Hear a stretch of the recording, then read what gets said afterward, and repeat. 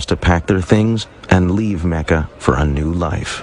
It was a dangerous undertaking, but the Muslims were willing to take their chances.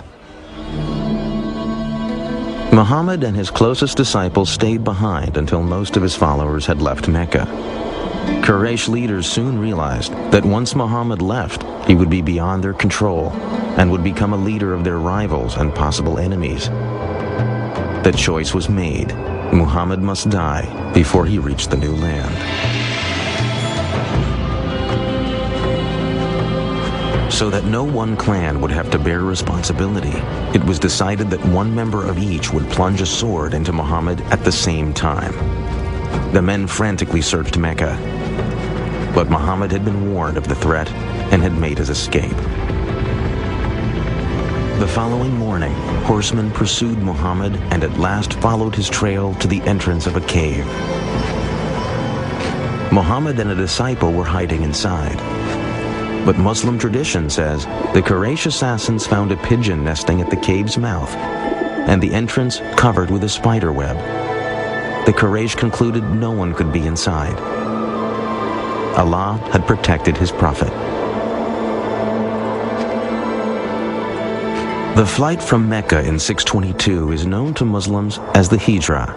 No event has greater importance in the culture of Islam. It became the start of the Muslim calendar. It was because it was the start of the establishment of the Muslim community. So that unlike the Gregorian calendar that starts with the birth date of Christ, the Muslim calendar, or the Islamic calendar, which is based on the lunar calendar, is one that is based on this concept of community. When Muhammad arrived in Yathrib, people rushed to meet him and all wanted the honor of having him stay in their house. Instead, Muhammad allowed his favorite camel, Qaswa, to wander unguided through the town. When at last Qaswa stopped and fell to her knees, Muhammad declared that was the spot where he would live. He ordered work to begin on a house and the first mosque.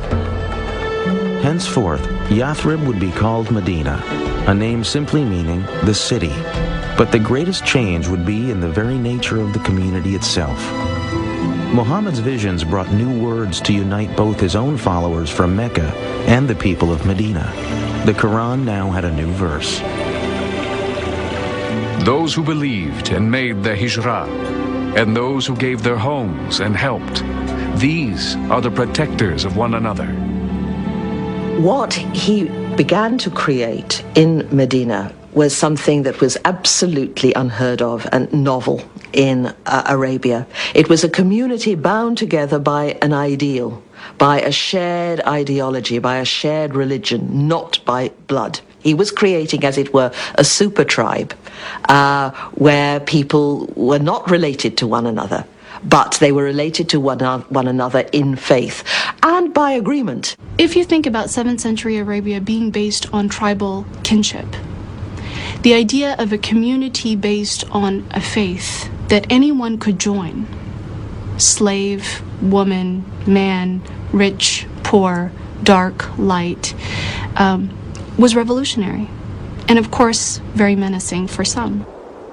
To further unite the Muslim peoples, Muhammad ended his mourning for Khadijah and began to take new wives. In all, he would marry 11 women from many different tribes and clans. About 7 months after the Muslims arrived in Medina, the first mosque was completed. It contained a large courtyard for saying prayers. Several methods were considered for calling Muslims to prayer.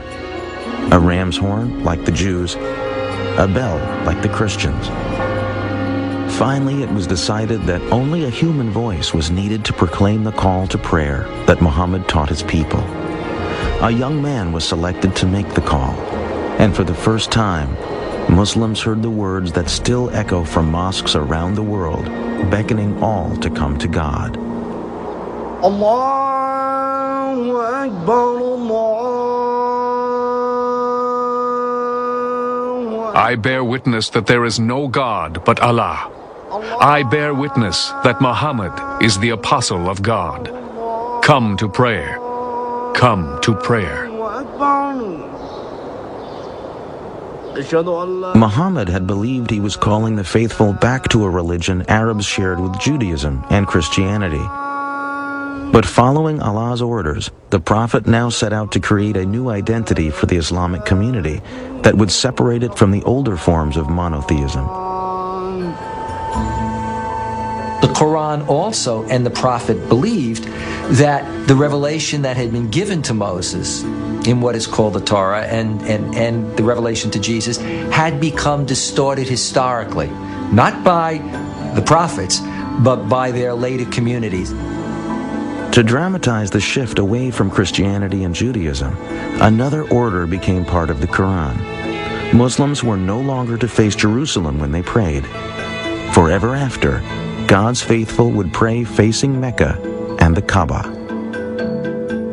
Muhammad now had the responsibility of dealing with the mundane but important tasks of government. These roles would set him apart from the ministry of Islam's earlier prophet, Jesus Christ. There is an immense contrast between Jesus and Muhammad, largely stemming from the fact that, unlike Muhammad, Jesus was never head of state. Muhammad was now a political leader. That meant he was making decisions affecting the workforce, the economy, trade, and the safety and security of Medina. To protect the struggling young community, Muhammad knew the basic politics of Arabia would need to change, and that meant the threat of the Quraysh would have to be met. Increasingly, Muhammad would turn to a solution the world has come to fear and all too often associate with Islam. He would turn to armed conflict. Since the days in Mecca, God's revelations had called for Muslims to prepare themselves to struggle to build a moral and righteous life. The Arabic word for this moral struggle is jihad. Jihad would soon be needed if the Muslim community was to survive. For when the Prophet and his followers had left Mecca, it was clear to all that a day would come when they would have to defend their beliefs in battle. Now that day was fast approaching.